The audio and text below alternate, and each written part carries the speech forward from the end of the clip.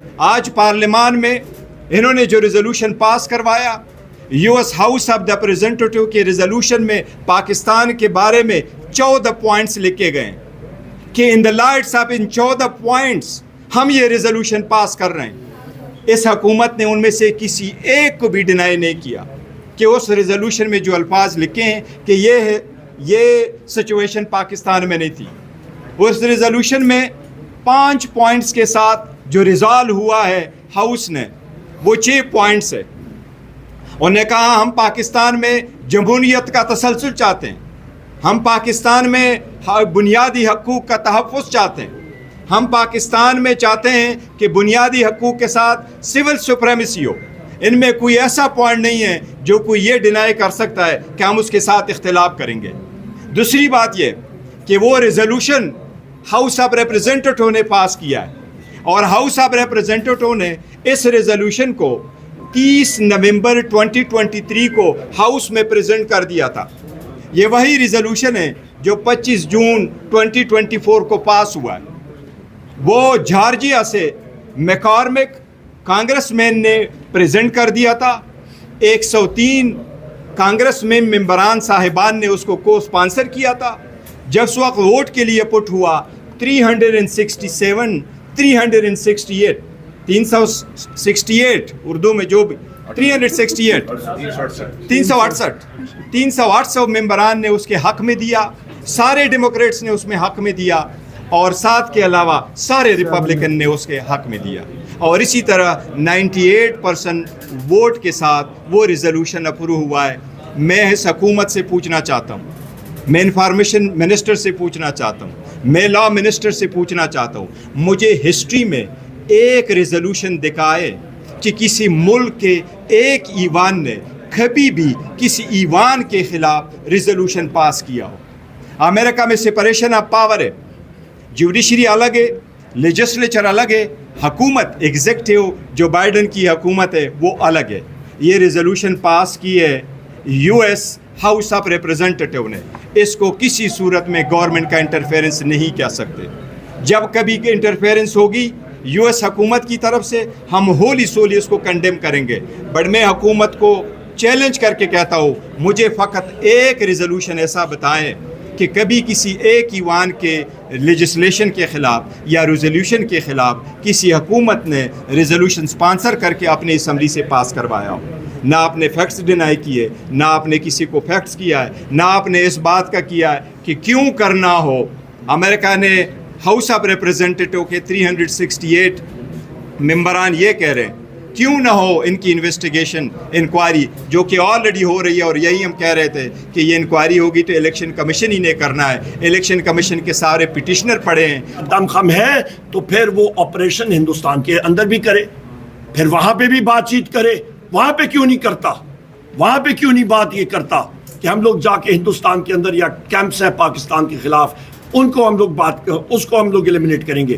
افغانستان کے خلاف کیوں، یا ایران کے خلاف ہم لوگ کیوں کر رہے ہیں؟ افغان لوگ، ان کی ابھی کرکٹ ٹیم نے، ان کو بھی وزیر اعظم عمران خان صاحب نے جیل سے مبارکباد پیش کی ہے۔ انہوں نے وہ یہاں پہ ریفیوجیز بھی نے، اور ان کو ہم نے دیکھ بھال کی ہے، ہمارے آنا جانا ہے وہاں پہ۔ اسی طرح ہمارا برادر ملک ایران ہے، اسی طرح چین کے ساتھ ہے۔ چین نے بھی ان کو سرخ جھنڈی دکھائی کہ آپ نے اپنی سیکیورٹی یا ٹھیک نہیں کی تو سی پیک پروجیکٹ وہ خطرے میں پڑ جائے گا۔ اور یہاں پہ یہ بھی میں کہتا چلوں کہ سی پیک پروجیکٹ کا یا کسی بھی اور انویسٹمنٹ کا بیرون ملک سرمایہ کاری آنے کے لیے سب سے ضروری چیز ہوتی ہے کہ ملک میں آپ کے رول آف لا ہونا چاہیے۔ جس ملک میں آزادانہ عدالتیں فیصلے کریں وہی پھلتا ہے پھولتا ہے۔ فارم 47 کا ڈیفنس منسٹر، اس نے کل ایک بیان دیا تھا کہ پاکستان افغانستان کے اندر جا کے ملٹری آپریشن کرے گا اور علاقوں کو ٹارگٹ کرے گا۔ آپ یہ ایک نیا فرنٹ کھولنے جا رہے ہیں افغانستان کے ساتھ۔ افغانستان میں بڑی بڑی سپر پاورز نے جا کے وہاں پر شکست لی ہے۔ انہوں نے جو ریزولوشن پیش کی ہے United States house of representative کے خلاف، یہ ریزولوشن پاکستان تحریک انصاف یا سنی اتحاد تحریک یا کسی بھی اپوزیشن رکن یا شخص کو نہیں دکھائی گئی۔ یہ انہوں نے چھپا کے رکھی تھی، اور اچانک انہوں نے پڑھی اور ہم لوگ اسپیکر کے ایٹیٹیوڈ کے خلاف، اس کے رویے کے خلاف ہم لوگ اس کو شدید الفاظ میں کنڈیم کرتے ہیں. حکومت کو فارم 47 کی حکومت ہو، جیسا فارن پالیسی کی بات آتی ہے، ان کو اپوزیشن، اور اتنی بڑی اپوزیشن کو 3 کروڑ لوگوں کی ہم لوگ یہاں پہ قومی اسمبلی میں نمائندگی کرتے ہیں، ہمیں اعتماد میں لینا چاہیے تھا، پر انہوں نے ڈر کے مارے نہیں لیا. کیوں؟ کیونکہ پھر سوال اٹھتے ان پہ، انگلیاں اٹھتی اس فارم 47 حکومت پہ کہ سائفر کا جو کیس ہے وہ بھی ان کے سامنے کھلتا، اور اس کے ساتھ ساتھ جو جنرل باجوہ نے ڈیل ان کے ساتھ کی تھی ووٹ آف نو کانفیڈنس کی وزیر اعظم عمران خان صاحب کے خلاف، وہ بھی آڑے آتی اور وہ بھی سامنے آتی، اس پہ بھی ہم لوگ بات کرتے. تو ڈر کے مارے انہوں نے وہ ساری چیزیں سامنے رکھی نہیں. آخری بات میں کروں، آخری 2 باتیں، اور پھر میں بیرسٹر گور صاحب اپنے ساتھیوں کو ریکویسٹ کروں گا. اس وقت وزیر اعظم عمران خان صاحب، بشرا بی بی، شاہ محمود قریشی صاحب، ہمارے چودھری اعجاز صاحب، میاں محمود الرشید صاحب، عمر چیمہ صاحب، ڈاکٹر یاسمین راشد صاحبہ، ہماری سلم جاوید صاحبہ اور علیہ حمزہ صاحبہ، یہ سب کے سب جیل میں ہیں. ان کے خلاف، سلم جاوید صاحبہ اور عالیہ حمزہ صاحبہ کے خلاف جو تشدد اور 45 ڈگری میں ان کو پریزن وین میں 10-10 گھنٹے بٹھایا جاتا ہے. آپ کو یہ بھی بتاتا چلوں، عالیہ حمزہ صاحبہ کی 17 سالہ بیٹیوں کے موبائل فون چھینے گئے، ان کے خاندان کے فون چھینے گئے، ان کی پرائیویسی کو انویڈ کیا گیا، ان کے فون سے ڈیٹا لیا گیا، ان کے خلاف وہ استعمال ہو رہا ہے. اس کو ہم لوگ شدید الفاظ میں کنڈیم کرتے ہیں. یہ کوئی کسی قسم کا مہذب معاشرہ نہیں کرتا. اور آخر میں یہ کہوں گا کہ میرے عظیم وزیر اعظم عمران خان صاحب اور بشرا بی بی کو بھی جو سہولیات ان کو ایلوکیٹڈ ہونی چاہیے، جو ان کا رائٹ ہے، وہ ان کو نہیں مل رہا. نہ ان کا پنکھا ہے، ان کو ایک ڈیتھ سیل میں رکھا گیا ہے. اسی طرح بشرا بی بی کے حالات یہی ہیں، ان کو ایک چھوٹے سے کمرے میں کوٹلی میں رکھا گیا ہے.